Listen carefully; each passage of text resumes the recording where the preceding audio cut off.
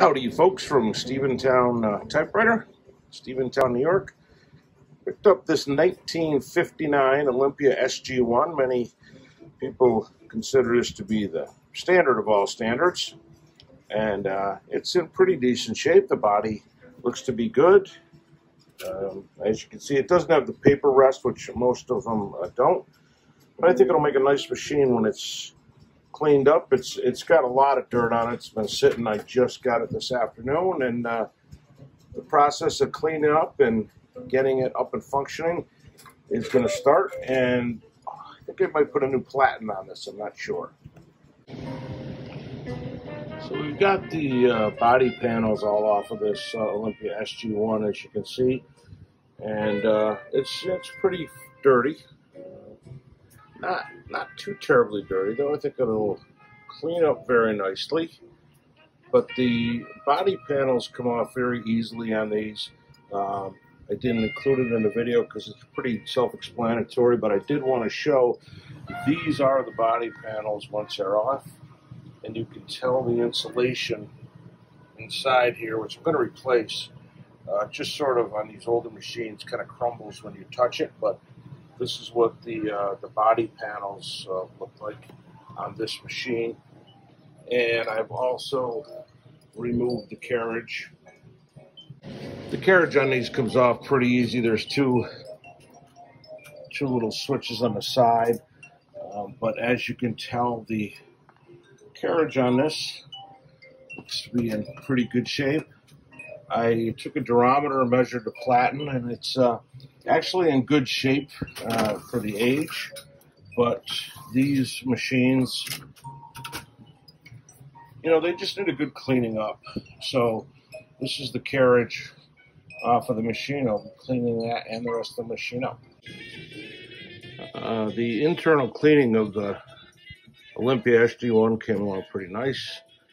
Got the keys all cleaned up here after stripping the body down. Cleaned up the segment, as you can see. It was in pretty dirty shape, but this is all just hand cleaning and brushing. And from the initial video that when we started this, you can see how good you can get a typewriter if you take your time and you just have some patience. But that is a very, very clean machine from 1959. Everything cleaned up really nice here. And we've got, you know, a very good working machine.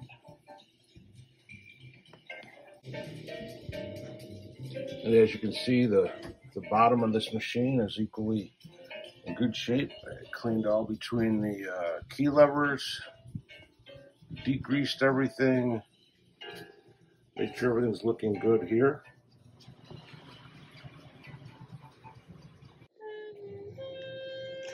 Got the covers all cleaned up. Just wanted to show, I was showing before how the insulation on these machines just crumbles over time. So I replaced it. I used some old, some poster board I had laying around the house. It's just foam board that you can use. It doesn't matter the color because it's inside the machine. I had some brown felt lying around, but everywhere on the machine that had any kind of insulation or sound deadening, I tried to replace it. I just cut this out as a template here and here and in here, which hopefully will quiet the machine down a little bit. This is what all the panels look like when they're cleaned up and off the machine. I scrubbed them really hard with simple green and a brush and a toothbrush. The little paper guides here, I used some flits on, which is plastic polish, and it really works well. Cleaned all this out. This machine just was really dirty, and it had sat for years, but you can scrub these good with a scrub brush and some degreaser, and really come back to life. So this is looking good. And you know, if you just take your time, sometimes you got to get into the little crevices here, for example, maybe with a Q-tip or whatever. But by and large, you can get most of the dirt off of these machines with just some good old elbow grease. Finished cleaning the carriage. Also in here, I put a piece of felt in here, which was missing. And when I got the machine, it was, you know, really dirty. So I cleaned all of the carriage inside and out, the knobs, the mainspring, the guide, the paper guides, as you can see here, came out very well. So everything's looking very, very clean on this machine.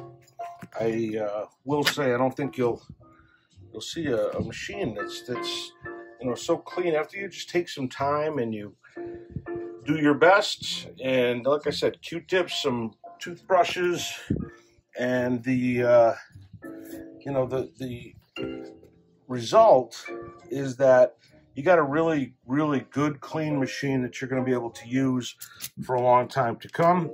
I wiped off the mainspring, checked everything under here, and now it's time for reassembly. I also forgot to mention when I was talking about the installation, I replaced these rubber grommets down here. They were totally shot on the other one. So that's a good idea if you're doing a job like this and you got everything off, to probably go ahead and replace those. We got the Olympia SG1 all reassembled and back in shape. You can see here it's looking pretty good compared to what it was when I started this machine. It was in a really, really rough shape. And the panel's cleaned up nice, everything cleaned up nice on it. It's a really, really cool machine. This has double Gothic typeface, which I've included a sample of at the end of the video. But boy, I tell you, these the carriages are smooth, the keys are great, and these are great machines.